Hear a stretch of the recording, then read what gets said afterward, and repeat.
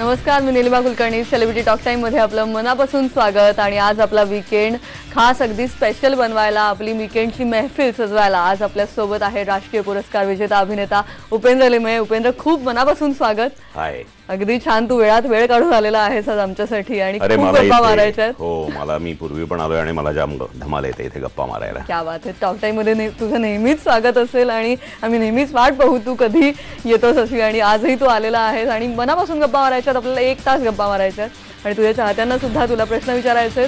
तुम्ही सुद्धा उपेंद्र लिमयेला प्रश्न विचारू शकता. आमचा फोन नंबर लिहून घ्या, 0226689926 या नंबरवर फोन करा. आम्ही वाट पाहतोय आणि खूप सारे तुमच्या मनातले प्रश्न उपेंद्र लिमये यांना तुम्ही विचारू शकता.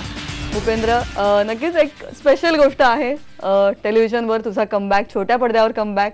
नकुशी ही एक वेगळी मालिका आणि त्याच्यात तुझी एक वेगळी आव्हानात्मक भूमिका. पुन्हा एकदा घराघरात त्या छोट्या पडद्यावर उपेंद्र लिमयेचं आगमन. ही सिरियल का निवडावीशी वाटली? नाही, ॲक्च्युली सुरुवात झाली माझी थिएटरपासून. थिएटर मी प्रचंड केलं. मी प्रायोगिक रंगभूमीवर 8-10 वर्ष काम केलं. त्याच्यानंतर फिल्म्स आणि त्याच्या आधी मधल्या काळामध्ये मुंबईत जेव्हा मी व्यावसायिक अभिनेता म्हणून काम करायला सुरुवात केली तेव्हा भरपूर टेलिव्हिजन केलं. आणि म्हणजे मी असं म्हणायचो तेव्हा की त्या विविध अभिनयाच्या रोजगार हमी योजनेमध्ये मी आहे, ज्याला मी एक डेली सोपला नाव ठेवलं होतं. पण बऱ्याच वेळा हा एक प्रश्न विचारला होता की तुम्हाला नाटक आवडतं का, सिनेमा आवडतो का, टेलिव्हिजन आवडतं? तर मला प्रामाणिकपणे सांगावं असं वाटतं की तिन्ही गोष्टी वेगवेगळ्या आहेत आणि तिन्ही गोष्टींची गंमत वेगळी आहे. ॲज अन ॲक्टर म्हणून मी जेवढं थिएटर एन्जॉय केलं आहे तेवढंच मी टेलिव्हिजन पण एन्जॉय केलं आहे आणि तेवढीच मी फिल्म पण एन्जॉय करतो. गेले काही वर्ष मी टेलिव्हिजन खूप मिस करत होतो आणि एक चांगला सब्जेक्ट आणि चांगलं कॅरेक्टर आलं तर टेलिव्हिजन आपण नक्की करायचं हे मी मनाशी ठरवलेलं होतं. आणि नकुशीसारखा एक अत्यंत पुन्हा मातीतला विषय घेऊन एक सिरियल मला मिळालेली आहे आणि ती मी घेतली आहे. कारण की जसं मी तुला म्हणालो की मला नेहमीच असं वाटत आलेलं आहे मराठीच्या बाबतीत, मग ते चित्रपट असो, नाटक असो किंवा सिरियल असो, की आपलं बलस्थान हा आपला विषय आहे. आणि त्यामुळे आपल्या मातीतला, आपल्या जवळचा एक करेक्ट विषय जर आपल्याला मिळाला आणि एक तसं कॅरेक्टर, व्यक्तिरेखा मिळाली तर ती आपण करायची हे मी ठरवलं होतं. आणि ती सगळी इच्छा तसं आपण म्हणूया की नकुशीच्या निमित्ताने पूर्ण झाली. म्हणजे डेली सोप्समधल्या काही गोष्टींचा मलाही खूप राग आहे की ढाश ढाश ढाश एकदम ते लाऊड ते सगळं असतं, ते नाही आवडत ॲज अन ॲक्टर मला. पण जर तुम्ही नकुशी सिरियल बघाल तर तुमचं असं लक्षात येईल की फक्त त्या कंटेंटला महत्त्व देणारं आणि डेली सोपचा म्हणून त्याचा एक किंवा टी व्हीचा म्हणून एक फॉर्मॅट आहे स्टोरी टेलिंगचा. म्हणजे हीच एखादी सिरियल जी आहे आता नकुशी ही 2.5 तासाची फिल्मसुद्धा होऊ शकते. पण टेलिव्हिजनची जी ब्युटी आहे ती त्याच्या स्टोरी टेलिंगमध्ये आहे.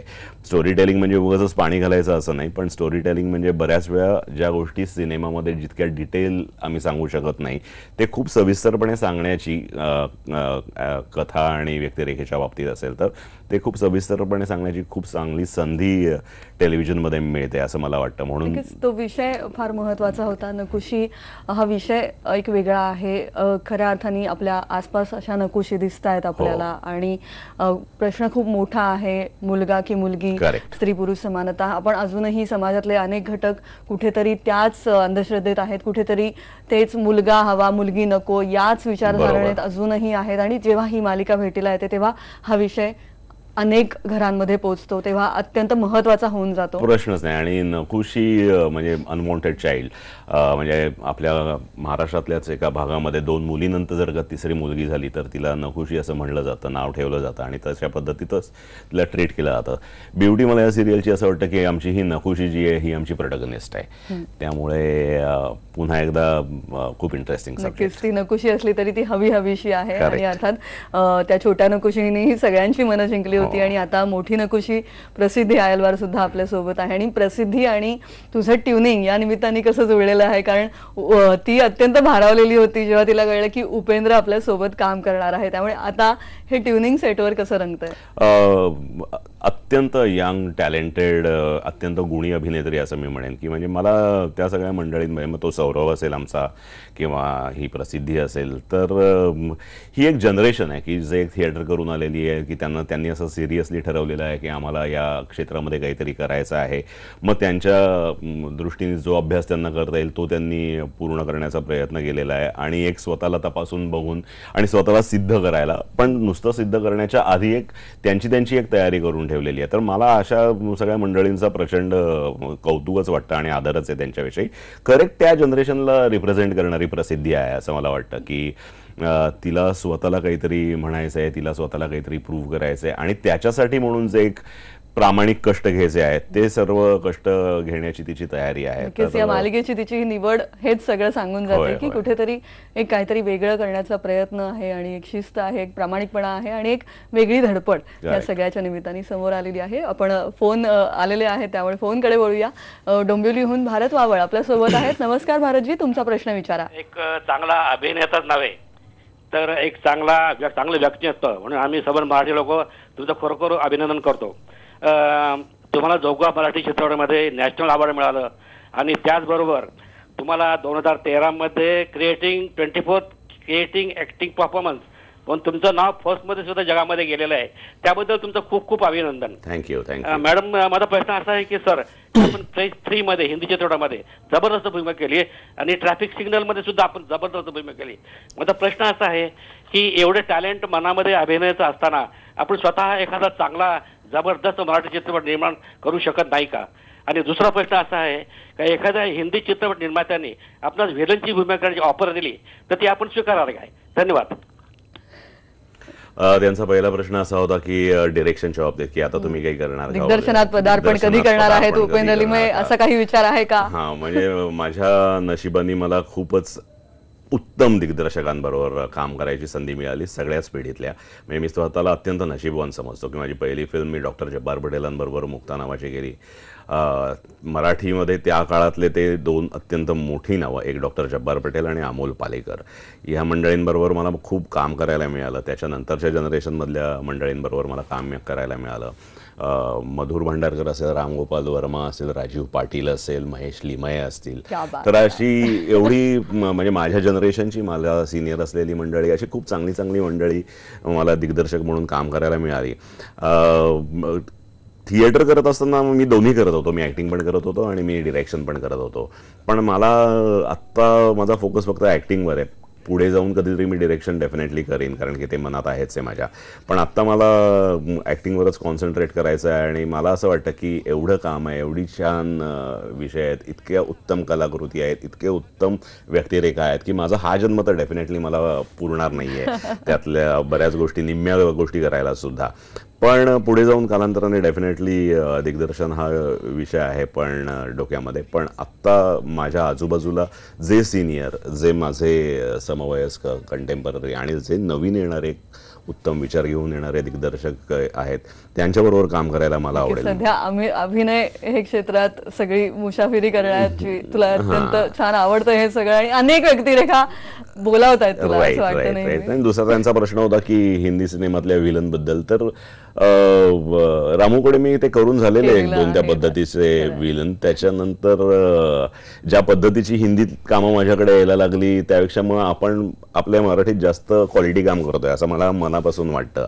त्यामुळे केवळ ते हिंदी आहे म्हणून काहीतरी सवंग करण्यापेक्षा आपलं रिजनल जे आहे ते जास्त ताकदवान आहे असं मला स्वतःला वाटतं. त्यामुळे तिकडे मी तसा जास्त रमतो. म्हणजे नॅशनलला मी जेव्हा दिल्लीला गेलो होतो तेव्हा नॅशनलचे सगळे ज्युरीज भेटले होते आणि ते म्हणाले होते it was a treat to watch Marathi section. सर्व भारतातल्या रिजनल चित्रपटांमध्ये आणि बॉलिवूडमध्ये आम्हाला मराठी चित्रपट बघायला एक वेगळी मजा येते. तर ह्याच्यासारखी कॉम्प्लिमेंट दुसरी असू शकत नाही. त्यामुळे आता हिंदीतल्या मंडळींना वाटतं आपण मराठीत काहीतरी करावं. तर मला असं वाटतं की आपल्या मराठी सिनेमाची ताकद जी आहे ती खूप मोठी आहे आणि नेहमीच उपेंद्र तू जेव्हा बोलतोस तेव्हा एक अत्यंत थेट तुझे सगळी उत्तरं असतात. त्याच्यामुळे अर्थात ते प्रश्नही आज मजेशीर आहेत, इंटरेस्टिंग आहेत आणि त्याच्यामुळे तुझी उत्तरं ऐकण्यात जास्त मजा येणार आहे हळूहळू. आणि फोन यायलाच येत आहेतच त्यामुळे मी थेट फोनकडे वळते. श्रीकृष्ण जाडगे जालन्याहून सोबत आहेत. नमस्कार, तुमचा प्रश्न विचारा. Hello sir. नमस्कार. हा बोला. नमस्कार, गुड आफ्टरनून सर. बोला तुमचा प्रश्न विचारा आणि थोडा टीव्हीचा आवाज बारीक करा म्हणजे आम्हाला तुमचा आवाज ऐकू येईल. हा सर तुम्ही ज्यावेळेस चित्रपटामध्ये तुम्ही पहिला हे केला, कॉल केला म्हणजे तुम्ही पदार्पण केलं त्यावेळेस तुमचं काय होतं, म्हणजे तुमच्या मनामध्ये काय फिलिंग होत्या, आणि ज्यावेळेस आता तुम्ही नवीन पिक्चर मध्ये आता चांगलं पुरस्कार वगैरे मिळाले तुम्हाला, तर आता कसं वाटतंय जे तुम्ही मार्ग निवडला अभिनेत्याचा, तर त्याबद्दल तुम्ही हॅपी आहात का? आणि जे नवीन पिढी आहे तर त्यांना जे आपल्या चित्रपटाच्या फिल्म इंडस्ट्रीमध्ये येण्यासाठी काय तुम्ही सजेस्ट कराल? अत्यंत छान बाबडा प्रश्न त्यांनी विचारला. पण तू अभिनय क्षेत्रात कसा आलास, कधी आलास याबद्दल? म्हणजे अगदी मनापासून आणि अगदी खरं सांगायचं झालं तर उद्या चित्रपटांमध्ये मला खूप कामं मिळणार आहेत. हिंदी, मराठी, इतर भाषेतल्या सिनेमांमध्ये आपण काम करणार आहोत. आपण अमिताभ बच्चन यांच्याबरोबर सुद्धा काम करणार आहोत. असं काही स्वप्न ठरवून किंवा बघून मी आलेलं नव्हतं. मला अभिनय क्षेत्राची प्रचंड आवड होती आणि 12वी सायन्स नंतर मी असं ठरवलं होतं की जर मला या क्षेत्राचीच आवड असेल तर मी या क्षेत्रासाठीच स्वतःला वाहून घेईन. त्यामुळे 12वी सायन्स नंतर मी नाट्यशास्त्र या विषयाला ॲडमिशन घेऊन त्याच्यात अभ्यासक्रम पूर्ण केला माझा. मग मास कम्युनिकेशनमध्ये पोस्ट ग्रॅज्युएशन केलं आणि हे सगळं करत असताना म्हणजे 88 ते 98 2000 म्हणजे साधारण 12 ते 13 वर्ष मी प्रायोगिक रंगभूमीवर स्वतःला झोकून दिलं होतं. पण तेव्हा असं नव्हतं. म्हणजे आता बऱ्याच वेळा काय होतं ना, आपण सगळे जे एफर्ट्स लावतो ना ते उद्या काहीतरी चांगलं मिळालं पाहिजे म्हणून त्या एफर्ट्स वर सगळं आपलं लक्ष कॉन्सन्ट्रेट झालं. मेहनत कदाचित कमी पडत असेल. हां, तसं नव्हतं. म्हणजे टू बी व्हेरी फ्रँक, मला ऍक्टिंगमध्ये आणि थिएटरमध्ये प्रचंड स्वतःला एक समाधान मिळत होतं, खूप आनंद मिळत होता. म्हणून मी ते पॅशनेटली करत होतो. म्हणजे तेव्हा सुद्धा ते करत असताना उद्या आपल्याला सॉलिड सिनेमात काम मिळेल असं नव्हतं, कारण की मी ते एन्जॉय करत होतो. आणि ती सिन्सिरिटी किंवा ते जो काळ असेल तो आता वर्क होतोय असं आपण म्हणूया. त्यामुळे ज्यांना या क्षेत्राची आवड आहे त्यांनी केवळ त्यातलं ग्लॅमर, त्यातल्या पेस्ट्री पार्ट्या, त्याच्यात दिसणारे फोटो, त्याने होणारी चर्चा, आपण येणारे बातम्यांमध्ये येणार आहोत याचा विचार न करता त्यातली जी ब्युटी आहे, निखळ आनंद जो आहे त्यातला तो लुटण्यासाठी आणि तो लुटण्यासाठी बरंच काही शिकण्यासाठी. म्हणजे आज कसं आहे की नुसतं शर्ट आरशासमोर काढलं तरी स्वतःची बॉडी बघून प्रत्येकाला बॉलिवूडचा स्टार आहे असं वाटतं ना, पण ते तितकं सोपं नसतं. तर जर खरंच यायचं असेल तर त्या दृष्टीने अनेक प्रयत्न करायला पाहिजेत असं मला प्रामाणिकपणे वाटतं. मी जेव्हा होतो तेव्हा ते मर्यादित कोर्सेस आणि मर्यादित विद्यापीठं आणि कॉलेजेस होती की तिथे अशा पद्धतीचे अभ्यासक्रम होते. पण आता कम्प्युटर आणि नेटनी तर इतकं सगळं जग जवळ आलेलं आहे की तुम्ही घर बसल्या सुद्धा अनेक गोष्टी शिकू शकता किंवा अनेक शिकण्याचे कोर्सेस आहेत जिकडे तुम्ही जाऊ शकता. तर त्यामुळे सगळ्या मंडळींना मी हे सांगेन की ज्यांना या क्षेत्रामध्ये यायचं आहे त्यांनी येण्याच्या आधी जरा स्वतःला तयार करावं. स्वतःला एक बेसिक प्रिपेरेशन आपण म्हणतो ना, एक मूलभूत तयारी या क्षेत्रासाठी ती तयार करून मग स्वतःला तपासून बघावं. आणि दुसरी गोष्ट, मला स्वतःला आज सुद्धा असं वाटतं की मलाही आता अभ्यासक्रम पूर्ण झाला आणि मला सगळं येतं आहे असं अजिबात वाटत नाही, कारण तीच या क्षेत्राची ब्युटी आहे. कुठल्याही क्रिएटिव्ह फील्डमध्ये जेव्हा मी अनेक वेळा हे वाक्य बोललेलो आहे की कुठल्याही क्रिएटिव्ह फील्डमधला माणूस जर म्हणाला की माझा हा सिलेबस कंप्लीट झालाय तर त्यांनी VRS गेला काही हरकत नाही, कारण की त्याच्याकडे आता नवीन देण्यासारखं काही उरलेलं नसतं. म्हणजे अमिताभ बच्चन हे एक असं उदाहरण आहे की ह्या वयामध्ये सुद्धा काहीतरी नवीन देण्याचा प्रयत्न त्यांना जेव्हा आपण तेही आता म्हणतात की I am not a great actor, म्हणजे त्यांनी म्हणावं हे खरं. पण म्हणजे ते खरं, म्हणजे तो त्यांचा मोठेपणा झाला. जर ते म्हणत असतील तर माझ्या जनरेशननी किंवा नवीन जनरेशननी तर हे आपलं कम्प्लीटच झालेलं आहे अभ्यासक्रम असं म्हणूच नाही, कारण की ब्युटी ऑफ दिस फील्ड की इथं तुम्ही सतत काहीतरी नवीन शिकत असता, शिकत राहणं महत्वाचं आहे. आणि अत्यंत छान मार्गदर्शन तू या पद्धतीने केलेलं आहेस. अनेकांना एक अत्यंत छान मार्गदर्शन या निमित्ताने मिळालेलं आहे. खूप छान गप्पा रंगतायत, आणखी मैफिल रंगणार आहे. तेव्हा घेऊया एक छोटासा ब्रेक. पाहत राहा celebrity talk time with Upendra Limaye.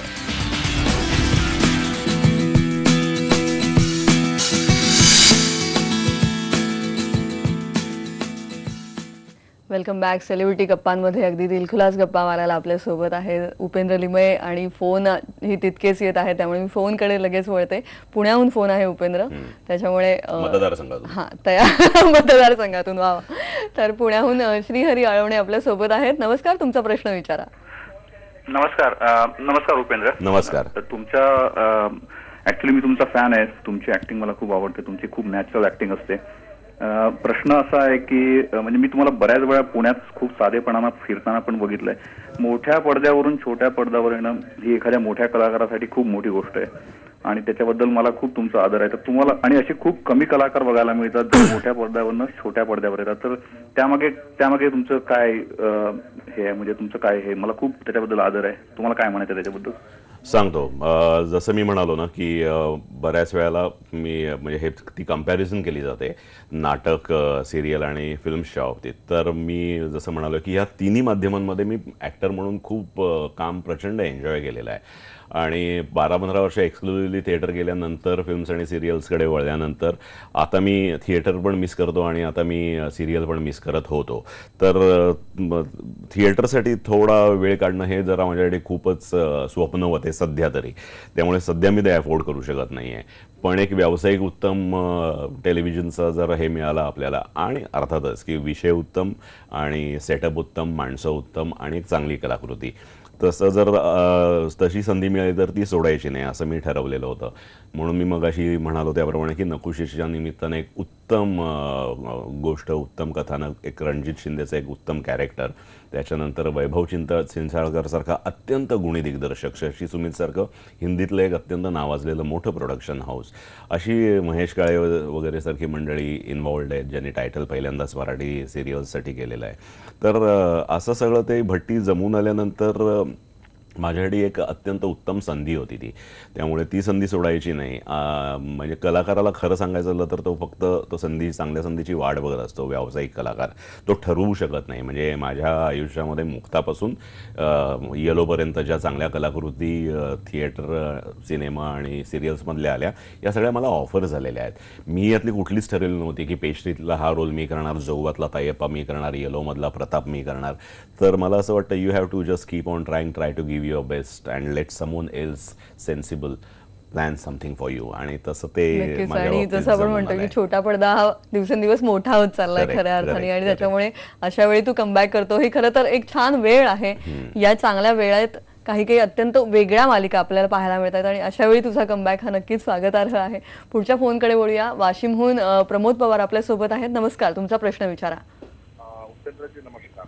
नमस्कार.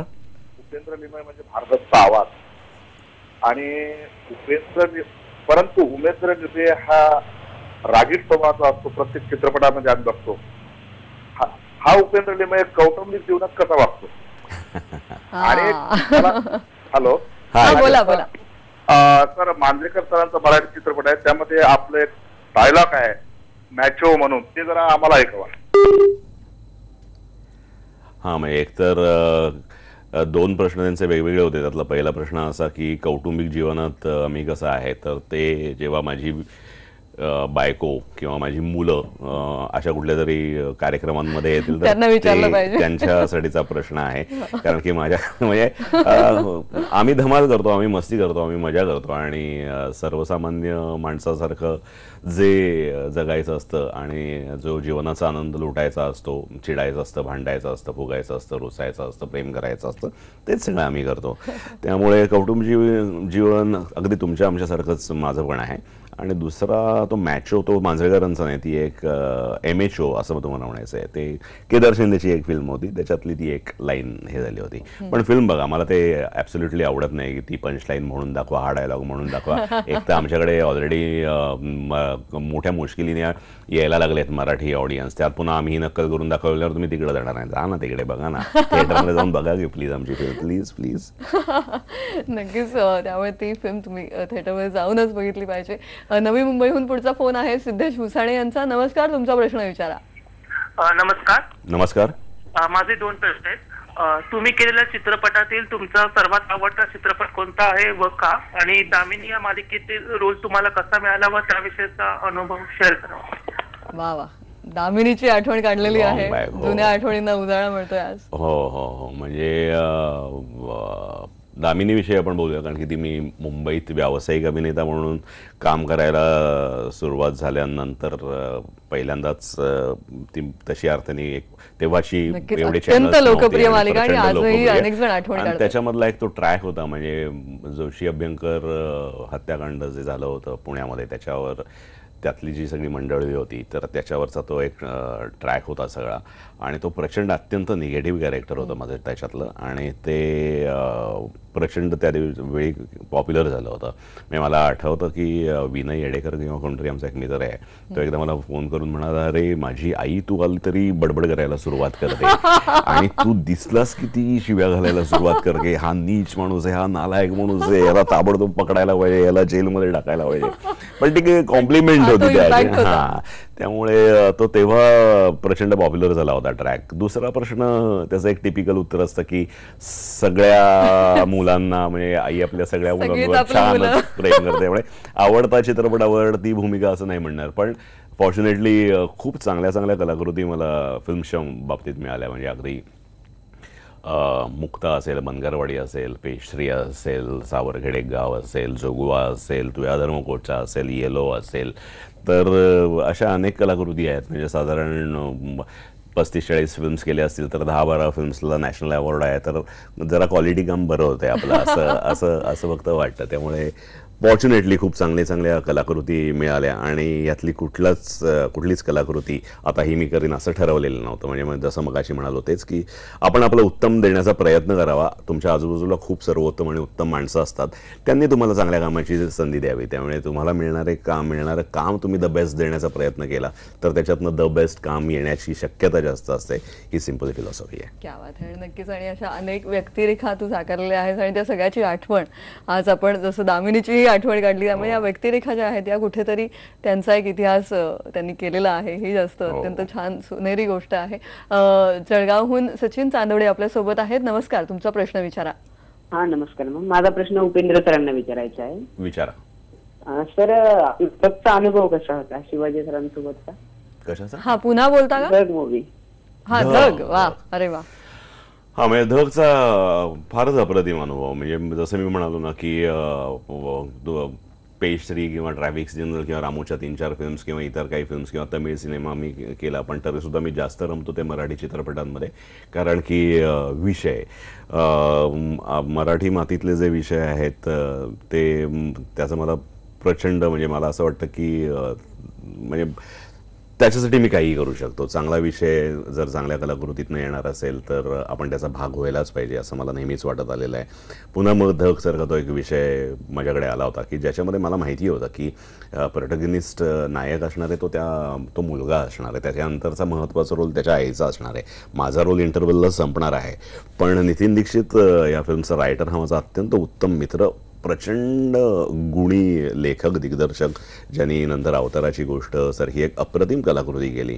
तर नितीन दीक्षित ती फिल्म लिहित होता आणि तो मला म्हणला की उपया खूप छान शेपअप होती आहे फिल्म, खूप चांगला आहे. दिग्दर्शकाला असं वाटतंय की एवढा पण तो रोल महत्त्वाचा तुझा नाही आहे, त्या मुलाचा आणि हे आहे, तर तू करशील का? तर मी म्हणालो की तुम्हाला स्क्रिप्ट एकदा ऐकव आणि आपण ठरवूया. आणि स्क्रिप्ट नितीनने इतकं अप्रतिम लिहिलं होतं की मी नाही म्हणायचा प्रश्नच नव्हता.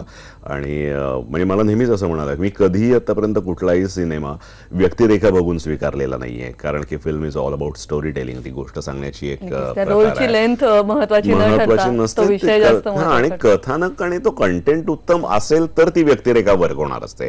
व्यक्तिरेखा उत्तम आहे आणि कथानकातच जर काही दम नसेल तर असं काही होत नाही. त्यामुळे नितीन दीक्षितमुळे मी तो रोल स्वीकारला आणि अनेक राष्ट्रीय पुरस्कार मिळाले. वेगळा सिनेमा झाला, मराठीतला अत्यंत महत्त्वाचा सिनेमा झाला. अनफॉर्च्युनेटली दुर्दैवानं माझ्या अनेक राष्ट्रीय पुरस्कार विजेते चित्रपट जसे सॅटेलाइट राईट्सच काही कारणाने गेलेले नाही आहेत, तसंच ह्याही चित्रपट तशा अर्थाने प्रेक्षकांपर्यंत म्हणजे सर्वसामान्य प्रेक्षकांपर्यंत पोहोचला नाही आहे. त्यामुळे ह्याचं एक दुःख होतं, कारण की अवॉर्ड्स कितीही मिळाली काही झालं तरी आपली एक चांगली कलाकृती जास्तीत जास्त सेन्सिबल लोकांपर्यंत पोहोचावी असं कुठल्याही कलाकाराला वाटत असतं. पण ठीक आहे, तू ही खंत सुद्धा आमच्याकडे बोलून दाखवलीस, त्याच्यामुळे याच्याबद्दलही विचार करणारे काही आहेत आणि त्यांनी याबद्दल विचार करावा असं एक विनंती आहे. बीडहून बाळासाहेब हागाव आपल्या सोबत आहेत. नमस्कार, तुमचा प्रश्न विचारा. हॅलो, नमस्कार. हा नमस्कार सर, मी लोकनेते गोपीनाथजी मुंडे संघर्ष संघटनेचा कार्याध्यक्ष बोलतोय. बोला सर. मराठवाड्यासाठी चांगली फिल्म करावी आमची एक इच्छा आहे दुष्काळग्रस्तांसाठी सर. मी आता एक फिल्म केलेली आहे, म्हणजे माझी आता जर यूट्यूबला किंवा तुम्ही आता सोशल याच्यावर जर बघितलं तर माझ्या पुढच्या येणाऱ्या फिल्मचं नाव आहे क्षितिज. आणि क्षितिज या चित्रपटाचा विषय आहे आपल्या मराठवाड्यातला संपूर्ण विषय आहे. म्हणजे हे मी खूप जवळनं बघितलेलं पण आहे की 20-20, 25-25, 15-15 एकर जमीन आहे शेतकऱ्याकडे, पण त्याच्यामध्ये पाणीच नाही आहे. आणि पाणी नसल्यामुळे एवढ्या मोठ्या जमिनीचा मालक असलेला शेतकरी स्वतःच्या कुटुंबाचं पोट भरण्यासाठी कुटुंबाला घेऊनच पश्चिम महाराष्ट्रामध्ये ऊसतोडणी कामगार म्हणून जातो. ही वस्तुस्थिती आहे मराठवाड्यातल्या शेतकऱ्यांची. त्यामुळे संपूर्ण कुटुंब तिकडे जात असताना त्या अशा मुलीच्या शिक्षणाची होणारी फरफट, त्याला तिच्या शिक्षणाविषयी तिला असलेलं आकर्षण आणि मग तिचा असलेला ध्यास, हा सगळा विषय क्षितिज या चित्रपटामध्ये येईल. आणि जसं मी म्हणालो की फक्त प्रॉब्लेम नाही मांडलेला, तर त्या सगळ्या ती समस्या महत्त्वाचीच आहे, ती समस्या मोठीच आहे. तर त्या समस्येकडे पण अत्यंत सकारात्मक पद्धतीने आम्ही बघितलेलं आहे. तर तशी काय ॲटम सॉन्ग असलेली वगैरे अशी ती ॲब्सोल्युटली फिल्म नाही आहे. माझ्या अनेक धग आणि तुया धर्मकोच्या सारख्या ज्या hard hitting content oriented films आहेत त्यातली फिल्म आहेत. तर बीडच्या आमच्या या मित्राला मी सांगू शकतो की प्लीज तुम्ही ही फिल्म नक्की बघा आणि तुमच्या इथल्या मंडळींना जास्तीत जास्त बघायला सांगा. फिल्मचं नाव आहे क्षितिज. हा फोन संपल्यानंतर, हा कार्यक्रम संपल्यानंतर यूट्यूबला जाऊन तुम्ही त्याचं ट्रेलर बघू शकता. नक्कीच उपेंद्र, कुठेतरी जसं तू म्हणतोस की ती मराठी माती आणि ते सगळं तुला खुणावत असतं आणि त्यामागची तुझी भूमिका काय असते याहीबद्दल गप्पा मारायच्या आहेत. कारण त्या सगळ्या अनेक वेगवेगळ्या सिनेमांमध्ये तू वेगवेगळ्या भूमिकांमध्ये समोर आलेला आहेस आणि तेव्हा कुठेतरी ती मातीशी तुझं असणारं नातं याबद्दल जाणून घेण्याची इच्छा सतत वाढत राहते. तर त्याहीबद्दल बोलणार आहोत, पण ब्रेक नंतर घेऊया एक छोटासा ब्रेक. पाहत राहा celebrity talk time with Upendra Limaye.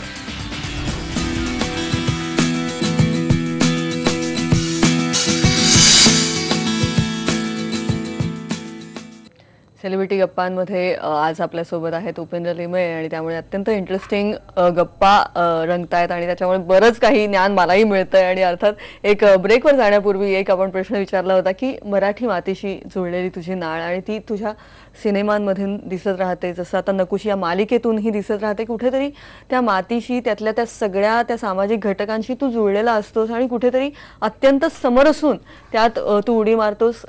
हे नातं आधीपासूनच आहे का? आधीपासूनच ही कुठेतरी त्या विषयांकडे आकर्षण नेहमीच राहिलेलं आहे का? हो आहे. म्हणजे कसं असेल ते की एकतर इतकं तुमच्या मनात काही काही साठलेलं असतं आणि मग व्यक्त व्हायला काहीतरी तुम्ही बघत असतात. तू तुझ्या माध्यमातून व्यक्त होतेस, लेखक त्याच्या माध्यमातून होतो, चित्रकार त्याच्या माध्यमातून असेल, प्रत्येकजण त्याच्या माध्यमातून व्यक्त होण्याचा प्रयत्न करत असतो. तसं ॲक्टर म्हणून मला असं वाटलं की आपण त्या कलाकृतीतनं व्यक्त व्हायला मला जास्त आवडतं असं आपण म्हणूया.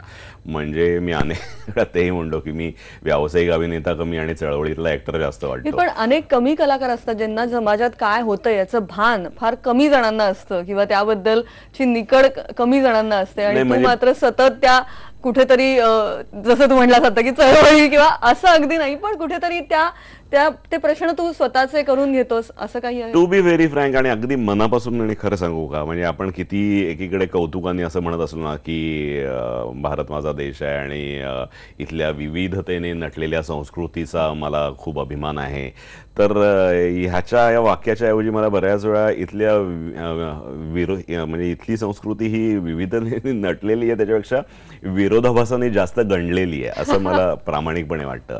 आणि मग एक तो ह्युमन बिंग म्हणून, माणूस म्हणून मग तो त्रास होतो की मला माहिती आहे आजूबाजूला केवढं हे आहे आणि मग मी इकडं खोटं कसं वागू शकतो किंवा फॉर्म म्हणून हे म्हणून मी करीन ते, म्हणजे किंवा ॲज अन ॲक्टर म्हणून मला हे माहिती आहे की चित्रपट हे काही समाज परिवर्तनाचं हे नाही, ते नाही, त्यांनी काही लगेच मतपरिवर्तन होऊन समाज सुधारणारे असं नाही. पण तुम्ही एक सेन्सिबल कलाकृती जर लोकांना देऊ शकलात तर तुम्ही त्या मंडळींना एका पॉईंट ऑफ रिअलायझेशनपर्यंत आणू शकतात. तर ही ताकद तर त्याच्यामध्ये नक्कीच आहे. त्यामुळे कुठेतरी का होईना एक खारीचा वाटा उचलणं. हां, म्हणजे असं वाटतं मला. पण म्हणजे म्हणून मला ह्युमर आवडत नाही किंवा मी कॉमेडी आवडत नाही असं नाही. मला ॲज अन ॲक्टर मला सगळ्या पद्धतीच्या शक्यता तपासून बघायला आवडतात. कारण की ॲक्टर म्हणून जर ग्रो व्हायचं असेल तर मी एका ठराविक साच्यामध्ये स्वतःला किंवा विचारसरणीमध्ये स्वतःला गुंतवून किंवा अडकून ठेवलं नाही पाहिजे. त्यामुळे तशा कुठल्या टिपिकली काही इझमचा माझ्यावर आज प्रभाव नाही. ते बेटर आहे की सर्वसामान्य असण्यातली जी ब्युटी आहे ती कुठल्या तरी एका इझमच्या इम्पॅक्टनी डिस्टर्ब होते असं मला स्वतःला वाटतं. उपेंद्र, एक धमाल कॉमेडी करायला आवडेल? डेफिनेटली करायला आवडेल, पण जसं मी म्हणालो तसं की आता कॉमेडी हा म्हणजे कॉमेडीचं सिरियस बिझनेस आहे. असे खूप कॉमेडी ॲक्टर्स पण आजकाल म्हणत असतात, पण सवंगपणा काही त्यातला संपत नाही. त्यातला सवंगपणाचा राग आहे मला.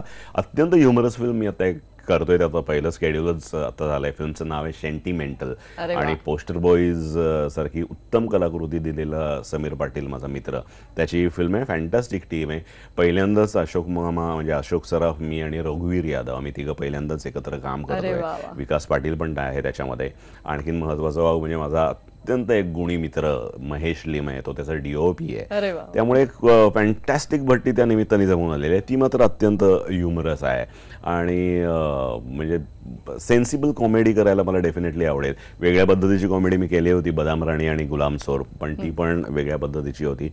सेंटिमेंटलचं एक स्केड्यूल आमचं झालेलं आहे, 2 स्केड्यूल्स आता होतीलच. आणि एक चांगली ह्युमरस कलाकृती, म्हणजे ह्युमर असलं तरी त्याच्यात काहीतरी समीर पाटीलचं म्हणणं आहे, म्हणजे ती फक्त टाइमपास म्हणून विनोद नाही आहे. तर ती पण मी आता करतोय. उपेंद्रला एका वेगळी कॉमेडी करताना सुद्धा आम्ही बघणार आहोत, जेव्हा आम्ही एका सिरियस गंभीर विषयाच्या सगळ्या सिनेमांमध्येही तुला बघतोय आणि कुठेतरी तू तोडायला निघाला. मलाही ऍक्टर म्हणून की हा फारच गंभीर काम करणारा ऍक्टर आहे असा शिक्का म्हणजे शिक्का कुठलाच नको आहे.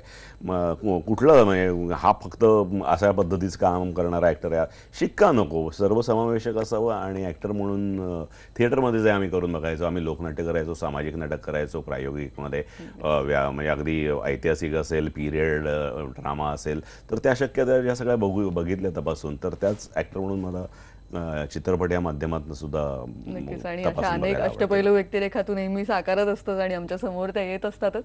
आता पुढचा फोन पुन्हा एकदा पुण्याहून आहे. सुषमा इंगळे आपल्या सोबत आहेत. नमस्कार, तुमचा प्रश्न विचारा. नमस्कार उपेंद्रजी. नमस्कार. माझा असा प्रश्न आहे की तुमची नकुशी मधली एंट्री मला खूप आवडली. धन्यवाद. आणि काय विचारायचंय तुम्हाला? हा विचारते ना. नमस्कार उपेंद्रजी. बोला बोला बोला. नमस्कार उपेंद्रजी. नमस्कार बोला. माझ्या नकुशी मधली तुमची एंट्री मला खूप आवडली. मंडळ आपला आभारी आहे. पुढे आणि तुमचा नवीन चित्रपट कोणता येणार आहे?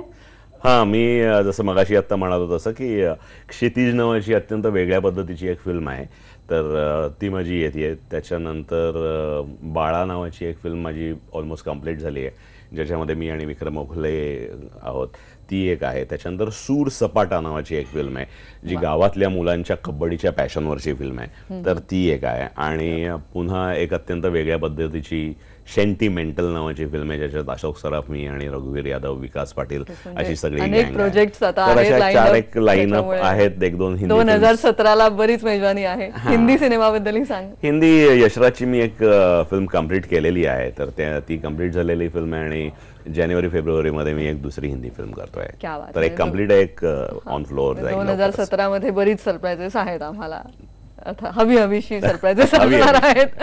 आणि पुढचा फोन आहे कोल्हापूरहून. शिवाजी गाडे आपल्या सोबत आहेत. नमस्कार, तुमचा प्रश्न विचारा. हॅलो. नमस्कार. नमस्कार. मला नकुशी मालिकेत आल्याबद्दल धन्यवाद. मला भारी वाटते सर. धन्यवाद. हॅलो. बोला बोला, ऐकतोय. शिवाजी गाडे बोलतोय. बोला. तुम्ही नकुशी मालिकेत आल्याबद्दल बोला. भारी वाटतंय. ते नकुशी मालिका आम्ही एक दिवस सुद्धा बघायची सोडत नाही आता तुम्ही आल्याबद्दल. First class. तुम्ही हिंदी फिल्म कोणता करणार आहे? काय काय? हॅलो. हा बोला. हा शिवाजी बोला, तुमचा प्रश्न विचारता का पुन्हा? सिनेमा कोणता नवीन येणार आहे तुमचा? हा, मी आत्ताच या प्रश्नाचं नक्कीच आपण आत्ताच याबद्दल बोललोय, पण जसं त्यांना भारी वाटतंय असं त्यांनी छान कोल्हापुरी भारी वाटलेली आहे. आणि कोल्हापूरच्या भारी वाटलं माणसाला की मग काय मग ते सगळं लय भारी असतं. त्यामुळे नकुशीतली आज काल झालेली एंट्री आहे ती आता बघा, वेगळी मालिका आहे, तुम्हाला नक्की आवडेल अशी मालिका आहे. आणि कोल्हापूरच्या मंडळींना खास सांगायचं तर आपल्या भागातला प्रश्न आहे, थोडासा पश्चिम महाराष्ट्रातला आपली एक मुलगी मुंबईत आल्यावर आता काय करते ते बघा आणि तुम्हाला आवडेल अशी आशा. आणि त्या व्यक्तिरेखेबद्दलही आणखी जाणून घ्यायचं आहे, पण घेऊया एक छोटासा ब्रेक. गप्पा मारत राहणार आहोत सेलिब्रिटी गप्पा विथ उपेंद्र लिमये. घेऊया एक छोटासा ब्रेक.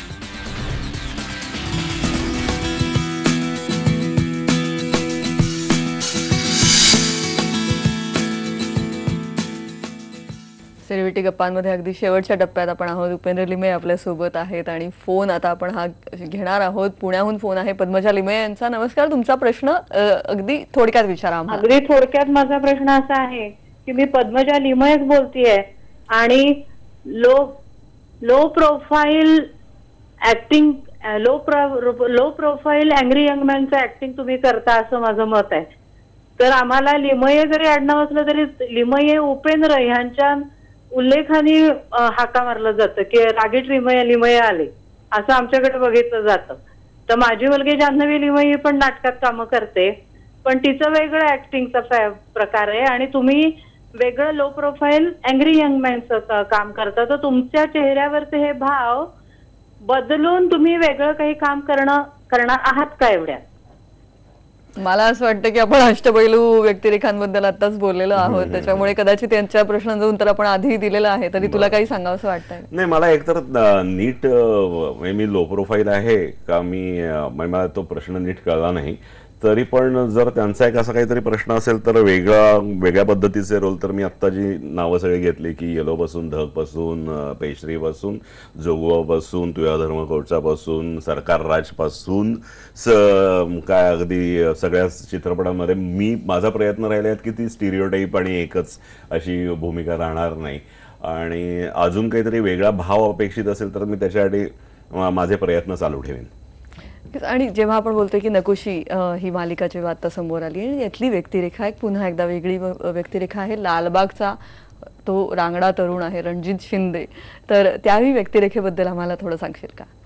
म्हणजे कसं आहे ना, प्रत्येक शहरातल्या काही जागा असतात. म्हणजे आता जर का मी पुण्याचा असेल तर पुण्यातलं माझ्या लहानपणाचं सदाशिव पेठी, नारायण पेठी वातावरण एक वेगळं कल्चर होतं, जे आता डहाणूकर कॉलनीमध्ये आपल्याला बघायला मिळतं.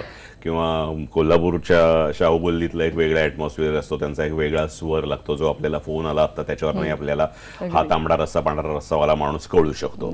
तसंच मुंबईमधल्या पार्ल्यातलं मुंबई वेगळी आहे, ठाण्यातलं डोंबिवलीतलं एक थोडं पुण्याच्या जवळ, आणि लालबागचं त्याचं एक वेगळं कल्चर, वेगळाच राजेशाही आहे. करेक्ट. आणि म्हणजे लालबागची वृत्ती म्हणजे मी असं म्हणेन की ओपन किचन आहे ना, तसं असतं ते, जे शिजतं ना ते दिसतं.